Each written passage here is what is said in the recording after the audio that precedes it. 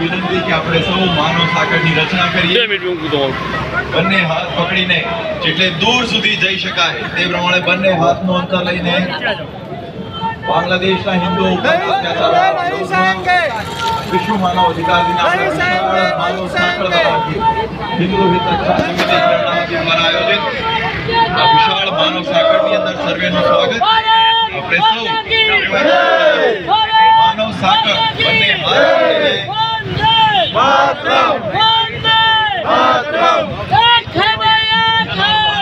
बिंदु